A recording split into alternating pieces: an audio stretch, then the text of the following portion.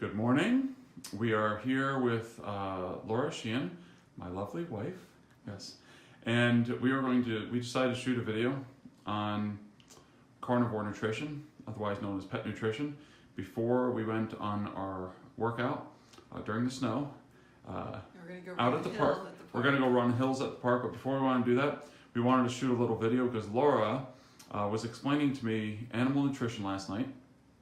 And I said, people should know this. Also, it pertains to humans, which we'll get into in a second.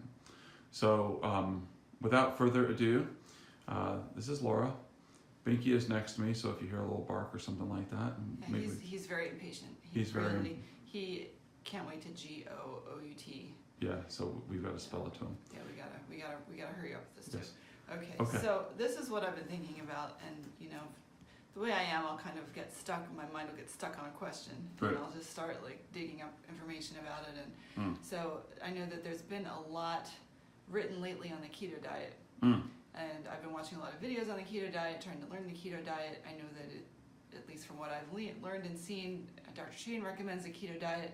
However, in my carnivore nutrition course, so right now you basically I'm learning how to take care of doggies naturally, naturopathically. Yeah. Doggies and kitties. Mm-hmm. So in my carnivore nutrition course that I'm taking, there's so much of an emphasis on what is the natural diet. Yes. What is it that we were designed to eat? Yes. We and them, really. We and them. Gotcha. And there's certain things that you can look at that give us clues. Yes. Yes. So for animals, especially like our dogs and our cats, I decided what we're going to do is look at the teeth. Okay, bring your hands out to the side so I can. Okay. Okay. So it says, bring it up a little bit. There you go. It says teeth. Dogs, cats, ferrets are carnivores. Yes, and I'm going to show you. I have this book here of veterinary medical terminology. Okay. Just looking at the teeth, see the dog? That's the dog, this one right here? Yeah. Is this the dog? Okay. That's the dog. Okay. And then here we also have the two sets of teeth, one the maxilla, one the mandible. So these are dog up at the top? Yes. Okay. And these are the cats? Yes. And then this is a pig? Yes. Okay, and then we have what's cat brain? That's goats. Oh. So we've got, I might mix these up a little bit. So cows, man,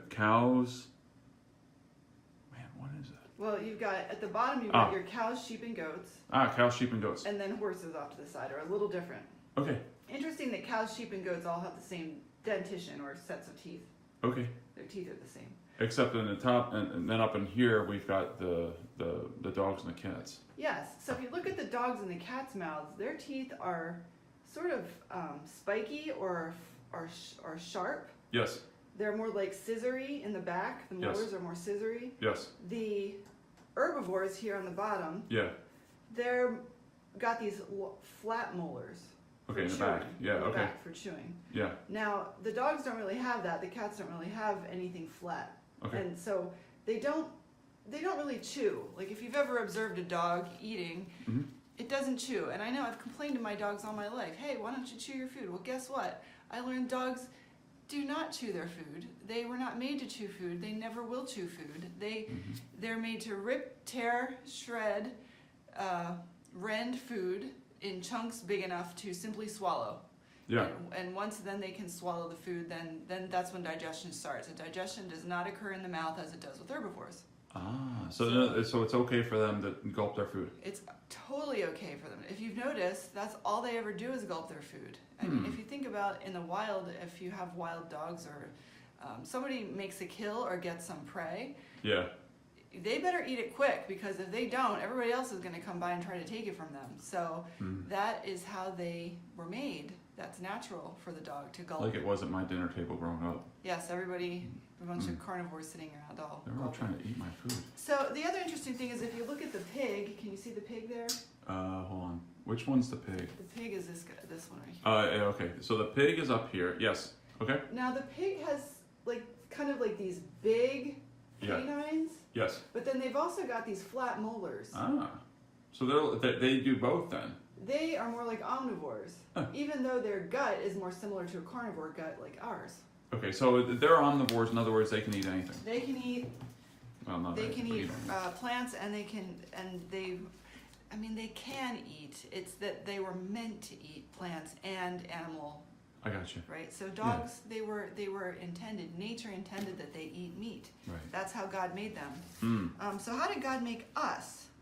This is there's been a lot of debate over this. I simply just want to look at the teeth. Mm-hmm. Now we've got the teeth. What do our teeth more closely resemble? The pigs, the horses. Okay, so I'm looking at these bottom two. Yes. And up here. So basically, we look. Well, we've got some spiky, but then we've also got some grinding molars. So we look like we're a little bit of both. Yeah, just from our teeth, it almost looks like we're more like herbivores. Yeah, okay. But then if you go further down the digestive tract, there's some major differences. Like herbivores, like cows and sheep and things like that, they have multiple stomachs because they're eating only plant matter and it needs to digest in a very specific way. Yeah. However, humans and pigs only have one stomach. Okay. And in that way, we resemble carnivores. So we're a little bit of a mix, it looks like. We're a little bit of a mix, and there's some other reasons too that we're a mix. Okay, we'll get into those. If, I'm just thinking naturally, from a natural, like close to nature perspective, what we should be eating is a combination. Now, your plant matter is going to have more carbohydrates in it. Right. And your animal matter is going to have more proteins and fats in it. Makes sense. It totally makes sense. So we're supposed to eat both. Yeah. Now these ketogenic diets are very heavy, usually on animal fat.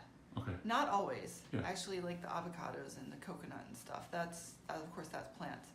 But I'm thinking that's more of a carnivore type nutritional profile. Mm-hmm. Because if Binky, I feed him a raw chicken leg. There's no carbohydrate in that chicken leg.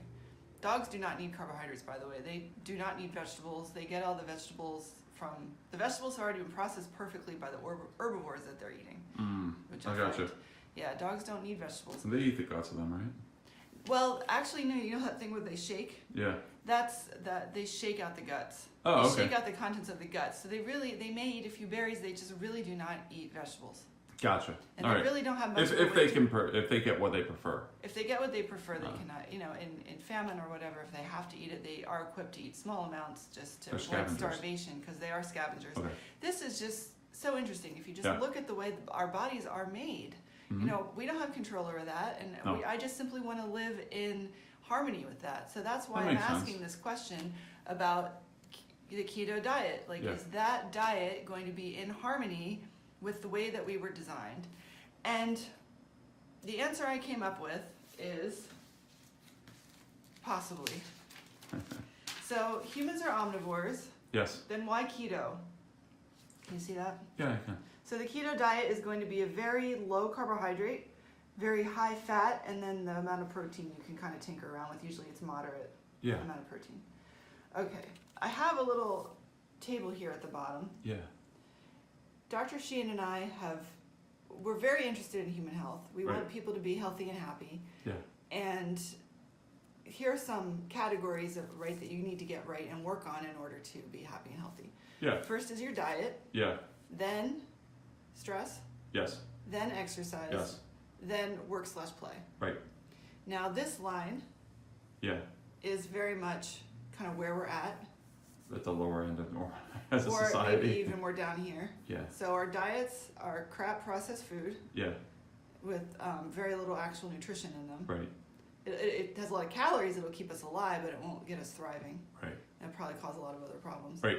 We have so much stress. Yeah. We have basically very little exercise. Yep. I read a Quaker health book.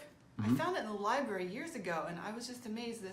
It was written in the 1700s, and this old Quaker author, he said that for optimum health, we should be getting 8 hours of exercise a day. Yeah. And 4 of those hours should be walking. Wow. That is a lot of walking. Right, that is a lot of walking. And he also said that people should drink milk, but from only one cow.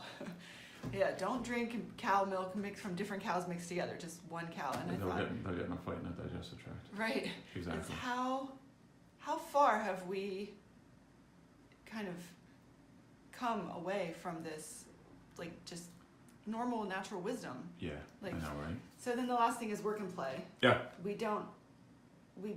We work too much, and we don't play enough, and we don't play intentionally. We basically just try to... People have lost their playfulness. We've lost our playfulness because we're too stressed out, and then Yeah. instead of playing, we just try to do things to kind of dull our senses that we don't have to feel all of the stress. Yes. So, we go out partying, drink a lot of alcohol, or we get watch addicted TV, go to to movies, get addicted to video games, that kind of thing. That's not really play. That's more of get just addicted like... to Facebook, get addicted. Yeah, that's not really play. It's not Yeah. intentional. That's just kind of like this robot sort of... We know Facebook is really, and all this other multimedia that's very relaxing, so Yeah, it doesn't increase their stress, it really helps. Yeah, no, it doesn't really No. help. It's not relaxing at all. It's very stressful. So... If you can smell it, that was sarcasm on Yes, my that part. was sarcasm. So if we're here, if we're Yeah. down here, and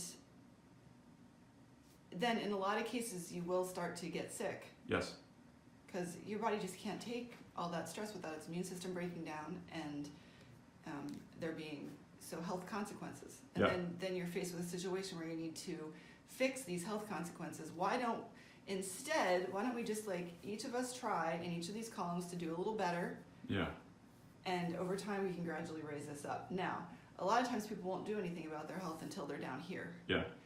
And in that case, the situation may have gotten pretty bad. Right. So for those people, a keto diet Yes. up here, Yeah, I can see it. Yeah. a keto diet is going to be appropriate. Yes. So in other words, if our stress levels are out, our exercise are out, work and play is out, and we really want to make changes quick, that's the reason why we can go with a very, especially like with 50% of the population has blood sugar problems now, Yeah. whether they know it or not. It's usually Right. on diet. Actually, 40 or 80% of those 50% don't know it. Right. So basically, we can do something drastic to get us back into balance so that we can get everything back in balance. Yes. And it's easiest to work with diet and the other stuff. Yes. Yeah. Okay. Yeah, if you can be disciplined enough to get your diet in place, then a lot of times Other things you'll fall in just place. naturally, Yeah. and plus your stress will just decrease naturally if you are starting to feel better and Because healthier. it'll decrease your stress levels and the stress Yeah. hormones and stuff. Yeah, and it'll I get got your you. brain chemistry, and everything will just start to get better. The Yeah. foundation really is just diet. If you want to heal your body, you just got to get your diet in and have trust that eating the foods and living the way that God intended us to live is really the healthiest thing for us. Makes sense. Yeah, so this is what I concluded. All right. I'll read this. Cats and dogs do best on species appropriate raw diet. And so do humans. And Species just appropriate diet for humans. yeah, and then it says just look at nature. Dogs and cats do not cook or chew, and humans were meant to have an omnivorous diet. But basically, the moral of the story is that the more out that we are in stress, diet, work and play, and what was the other thing? Exercise. Then basically, the more appropriate, the more drastic we have to do our diet to get us back into balance. Yeah, I mean, just look at these chompers. Are those boy, the, that boy was meant to eat. Are those the Dude. teeth of Those a are the, plant eater? those are the teeth of a killer. Those are the teeth of that he wants to crunch on bones, raw bones, Yes. doesn't he? But love us. Yes. Yes. All right, well, that is what I've learned lately about the keto diet Yeah. and species-appropriate nutrition. And if you like this video, found it helpful, please like it and share it with other people. If we can help other people to feel better and get healthy naturally, then we will have done our job. Thank you very much, and we'll see you on the next one. Thanks, Laura.